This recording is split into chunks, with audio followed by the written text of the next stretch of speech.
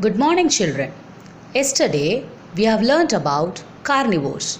Today we are going to learn about omnivores, scavengers, and decomposers. Let's start our session with omnivore, an animal that eat both plants and animal matter is called an omnivore. The word omnivore is derived from Latin. Omni means all, vorare means devour. Devour means eating quickly or hungrily, as I said in the last video. They digest carbohydrates, proteins, fat, and fiber and metabolize the nutrients and energy of the sources absorbed. Metabolize means it's a chemical process that occurs within a living organism in order to maintain life. Birds are omnivores with diets varying from berries and nectar to insects, worms, fish, and small rodents. Example, cassowary, wreaths. In addition, turtles and invertebrates are also called omnivores. Birds such as sunbirds rely on the ants and other insects that they find in flowers, not for the richer supply of protein, but for essential nutrients such as vitamin B12 that are absent in the nectar.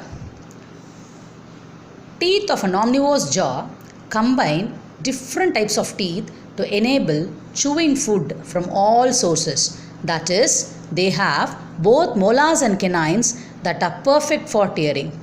Next, we'll move on with scavenger, an animal that eats only the flesh of animals that are already dead is called a scavenger. That is, they consume dead organisms that have died from causes other than predation.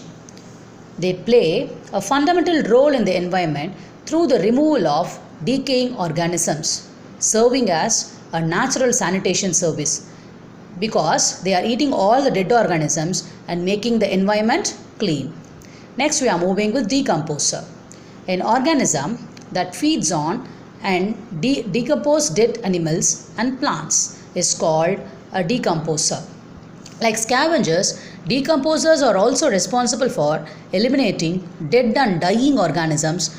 In addition, they release nutrients into the soil. Example, bacteria and fungi.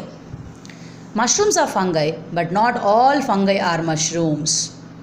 They contain no chlorophyll. They obtain their nutrition from non-living organic matter. We have different types of decomposers. They are fungi, insects, worms, bacteria. Fungi. It produces enzymes that break down and digest the thing present in the dead matter. Insects feeds on dead organisms.